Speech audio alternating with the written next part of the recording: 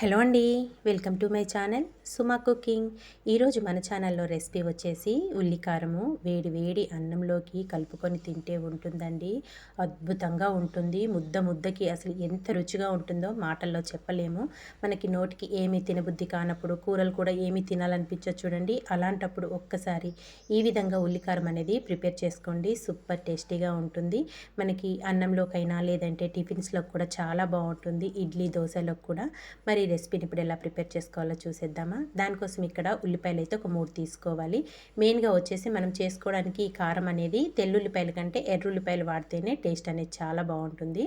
తీసుకున్న 3 ఉల్లిపాయలని పొట్టు తీసేసుకొని ఇలా పొడవుగా కట్ చేసేసుకోవాలండి. సన్నగా పొడవుగా కట్ చేసుకోవాలి. కట్ చేసుకున్న ఉల్లిపాయ ముక్కల్ని పక్కన పెట్టేసుకున్నాక స్టవ్ పైన ఒక ప్యాన్ పెట్టుకొని 1 టేబుల్ స్పూన్ వరకు ఆయిల్ వేసుకోండి.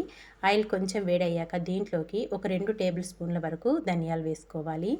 ఇందులోనే 1 టేబుల్ స్పూన్ వరకు శనగపప్పు, 1 టేబుల్ స్పూన్ వచ్చేసి మినప్పప్పు, కొద్దిగా మెంతులు కూడా వేసేసుకున్నానండి. అన్నీ కలిపి వేసేసుకున్నాను. ఇలా వేసుకొని ఈ పప్పుల్ని దోరగా ఫ్రై చేసుకోవాలి.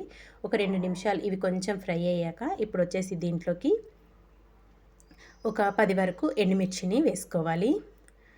ఎండుమిర్చి కూడా వేసేసుకున్నాక ఇందులోకి ఒక చిన్న నిమ్మపండు సైజ్ అంత చింతపండుని నారలు తీసేసుకొని విడదీసుకొని ఇలా వేసేసుకోవాలి. ఇలా వేసేసుకొని చక్కగా ఇవన్నీ దోరగా ఫ్రై చేసేసుకోవాలి. మనం వేసుకున్న మినపప్పు, శనగపప్పు, ఎండుమిర్చి ఇవన్నీ దోరగా ఫ్రై చేసుకోవాలి. ఇవి కొంచెం ఇలా దోరగా ఫ్రై అయిపోయాక ఇంక ఇప్పుడు స్టవ్ ఆఫ్ చేసేసుకొని వీటన్నింటిని ఒక ప్లేట్లోకి తీసేసుకొని చల్లారి పెట్టేసుకుందాము.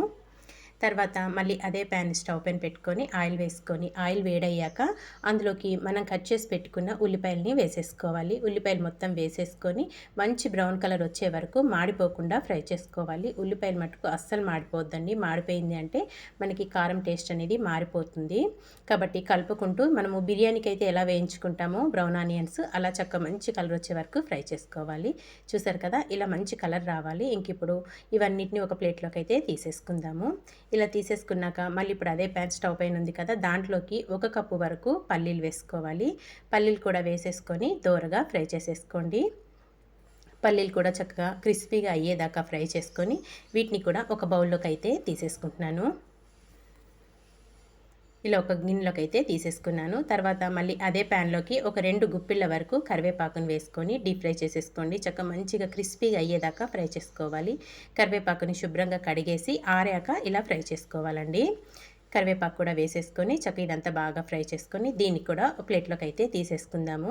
మనం ఇవన్నీ ఫ్రై చేసుకున్న ఆయిల్ ఉంది కదా, ఈ ఆయిల్ని దోశల పైన వేసుకుంటే మటుకు చాలా టేస్టీగా ఉంటుందండి. మనం దోశలు వేసుకుంటాం కదా, అలా దోశల పైన అయితే ఈ ఆయిల్ అనేది ఉపయోగించుకోండి. చాలా టేస్టీగా ఉంటాయి దోశలు మనకి. ఇక్కడ కరివేపాకు కూడా మంచి క్రిస్పీగా ఫ్రై అయిపోయింది కదా.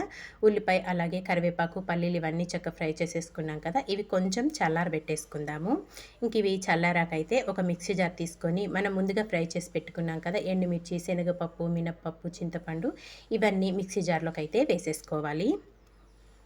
ఇందులోనే ఒక 10 నుంచి 15 వరకు వెల్లుల్లి రెబ్బలు వేసుకోవాలి. పొట్టు తీయకుండానే వేసేసుకోండి. 1 టేబుల్ స్పూన్ వచ్చేసి జీలకర్ర, ఇందులోనే మనం వేయించి పెట్టుకున్న పల్లీలు ఒక సగం వరకు వేసుకొని సగం పక్కన పెట్టేసుకోండి, మొత్తంగా వేయకుండా.